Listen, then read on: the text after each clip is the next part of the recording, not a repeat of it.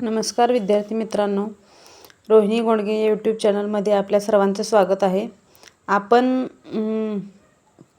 वर्ग ही संकल्पना शिकत आहोत. तर वर्ग या संकल्पनेमध्ये पहिल्या व्हिडिओमध्ये आपण 30च्या पुढील ते 75 पर्यंतच्या संख्यांचे वर्ग कसे करायचे हे आपण शिकलेलो आहोत. त्यानंतर दुसऱ्या व्हिडिओमध्ये आपण 75च्या पुढचे संख्या ते 1000 पर्यंतच्या संख्यांचे वर्ग कसे करायचे हे आपण शिकलेलो आहोत.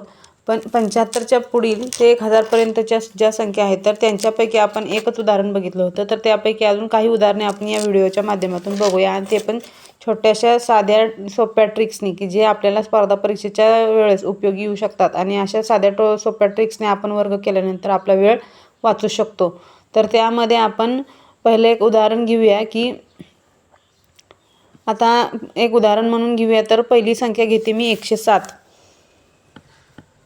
107चा वर्ग आपल्याला करायचा आहे. तर आपण साध्या सोप्या ट्रिक्सनी कसे करणार आहोत 107चा वर्ग. तर 107चा वर्ग म्हणजे आता 75च्या पुढची संख्या 107 असल्यामुळे आपण पाया काय घेणार आहोत तर ती आहे ती संख्या घेणार. 107 हाच पाया आली. तर 107 ही संख्या 100पेक्षा कितीने मोठी आहे किंवा कितीने लहान आहे. तर 100पेक्षा ही संख्या 7ने मोठी आहे, म्हणून ह्याच्यामध्ये 7 बेरीज करायची. तर हे किती झाले, 7 आणि 7 14, हातच्याला 1 आणि 114 ह्याची बेरीज आली. 114 बेरीज आल्यानंतर ह्याच्यामध्ये आपल्याला काय करायचं आहे, ह्याच्या पुढे जी संख्या असते, जी आपण संख्या त्यामध्ये मिसळली, 100पेक्षा जास्त असलेली संख्या त्यामध्ये मिसळली, तर त्या संख्येचा वर्ग आपल्याला या ठिकाणी लिहायचा आहे. म्हणजे हे 11,449 हा 107 या संख्येचा वर्ग झालेला आहे. तर अशाच पद्धतीने आपण दुसरं एक्झाम्पल बघूयात. तर आता हे 100पेक्षा जास्त असलेली संख्या बघितली. आता एक 100पेक्षा कमी असलेली संख्या बघूया आपण. 93चा वर्ग करूया. तर 93चा वर्ग करताना आपल्याला सुरुवातीला पाया काय घ्यायचा आहे, 93 हीच संख्या घ्यायची. आता 93 ही संख्या 100पेक्षा कितीने लहान आहे तर 7ने लहान आहे, म्हणून वजा 7 केले. 93मधून 7 गेले तर किती राहिले, 86 राहिले. 86 राहिले आणि ही संख्या कुठली आहे, किती संख्या आपण वजा केली त्यामधून तर 7, म्हणून 7 या संख्येचा वर्ग याच्या पुढे लिहायचा म्हणजे 49. म्हणजे आपला 93 या संख्येचा वर्ग किती आला, 8649. त्यानंतर आता आपण हे झाले 100च्या आसपासच्या संख्या. आता त्याचप्रमाणे आपल्याला 150च्या आसपासच्या संख्यांचे सुद्धा वर्ग कसे काढायचे हे आपल्याला शिकायचे. तर 150च्या आसपासच्या संख्यांचे वर्ग कसे करणार. 150च्या आसपासची संख्या बघा, आता 150च्या आसपासची संख्या म्हणल्यानंतर आपण घेऊया 149 घेऊया. 149चा वर्ग बरोबर, आता सुरुवातीला आपल्याला काय घ्यायचं, पाया म्हणजे 149 ही संख्या घ्यायची आहे. पण 149 ही संख्या 150पेक्षा कितीने लहान आहे किंवा कितीने मोठी आहे, तर 150पेक्षा 1ने लहान आहे, म्हणून आपण काय करायचं, त्यामधून 1 वजा करायचं. 1 वजा केल्यानंतर किती आले, 148 आले.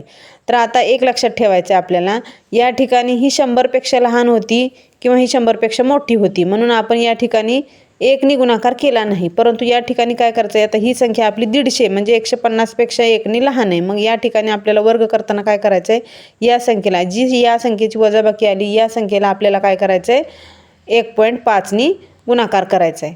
1.5नी गुणाकार का करायचा, तर आपण ही संख्या कशाच्या दरम्यान आहे तर 150च्या दरम्यान आहे, म्हणून आपण इथं 1.5नी गुणाकार करायचा. तर आता 1.5 आणि 148चा गुणाकार करताना आता हे पॉईंटमध्ये असल्यामुळे आपल्याला अवघड जाईल. तर आपण गुणाकाराची सोपी ट्रिक्स या ठिकाणी वापरू. तर ती कशी, 1.5चं काय करायची, डबल संख्या करायची. तर ती आली 3 आणि 148ची काय करायची, अर्धी करायची, हाफ करायची. म्हणजे 2×7 14 आणि 2×4 8. म्हणजे हा गुणाकाराचा एक नियम आहे की या संख्येचा गुणाकार केला काय आणि एकाची डबल आणि एकाची हाफ केलेली संख्येचा गुणाकार केला, दोन्ही गुणाकार एकच येत असतो. तर 74 गुणिले 3 केलं तर किती येते बघा, 4 त्रिकोण 12, हातच्याला 1, 7 2 14, 7 त्रिक 21 आणि 1 22. ही आपला या संख्यांचा गुणाकार आला. एवढं झालं म्हणजे आपलं उत्तर झालं नाही. तर यामध्ये अजून आपल्याला जी संख्या वजा केलेली असते या संख्येचा वर्ग लिहायचा असतो. या संख्येच्या पुढं 2 जे रकाने दिलेले असतात, तर या ठिकाणी आपल्याला त्या संख्येचा वर्ग लिहायचा. 1 ही संख्या आपण वजा केली म्हणजे 1 या संख्येचा वर्ग काय असणार आहे, 1च असणार आहे, 0 1 असणार आहे. 2 अंकी संख्या लिहायची आपल्याला, तर त्यामध्ये 1 असल्यामुळे 0 आणि 1 असं आपण लिहिणार आहोत. त्यामुळे 149चा वर्ग बरोबर किती आला आपलं, 22,201. त्याचप्रमाणे आता आपण अजून एक उदाहरण बघूया 150च्या आसपास म्हणजे जवळपासचं 150च्या. आता हे आपण 150पेक्षा 149 ही कमी असलेली संख्या बघितली होती. तर आता आपण 150पेक्षा मोठी असलेली एक संख्या बघूया. तर 150पेक्षा मोठी असणारी म्हणलं तर 156 ही संख्या घेऊया आपण. 156 या संख्येचा वर्ग करायचा आहे आपल्याला. तर काय करणार, सुरुवातीला आपण 156 ही पाया असलेली संख्या आहे अशीच घेणार. त्यामध्ये काय करायचं आहे आपल्याला, 156 पेक्षा ही 150 पेक्षा 156 ही संख्या 6 ने मोठी आहे, म्हणून यामध्ये 6 बेरीज करायचे. तर किती झाले, 6 अधिक 6 12, हातच्याला आले 5 आणि 1 6 आणि 162 झाले. 162. आता इथं काय करायचं आपल्याला, गुणाकार करायचा. कितीने गुणाकार करायचा, ही संख्या आपली कितीने मोठी आहे, 150. 150च्या आसपासची संख्या आहे, त्यामुळे आपण इथं 1.5 ने गुणाकार करणार. तर आता 1.5 ने गुणाकार करताना पॉईंटमध्ये आपल्याला अवघड जाईल, त्यामुळे आपण त्याचा परत काय करूया, डबल हाफ करूया. तर डबल हाफ करताना काय येणार, 1.5चे डबल केले तर 3 येणार आणि 162चे हाफ केले तर 82 16 आणि बे म्हणजे 81 आले. तर 81 गुणिले 3 करूया. तर 3 1 3, 8 1 8, 16 8 3 24. तर यामध्ये अजून आपल्याला 2 संख्या ॲड करायच्या आहेत. तर त्या कुठल्या ॲड करायच्या, ही जी संख्या आपण त्यामध्ये बेरीज केली 6, 6चा वर्ग. 6चा वर्ग ही संख्या किती येणार, 36. 36 ही 2 अंकीत संख्या असल्यामुळे इथं आपलं 36 येणार. परंतु जर आता मोठी संख्या इथं 6च आहे, 6च्या ऐवजी 10 आलं, 11 आलं, तर या संख्यांचे वर्ग काय असतात, 3 अंकी संख्या असतात. तर ते आपण कसे करायचे, तर हे आपण पुढं बघूयात. 3 अंकी संख्यांचे वर्ग आले तर त्यांची बेरीज आपण त्यामध्ये कशी करायची.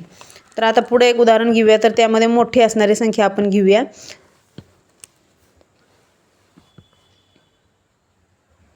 तर आता आपण मोठी असणारी संख्या कोणती घेऊया, 150च्या आसपासची म्हणलं तर 162 ही संख्या घेऊया.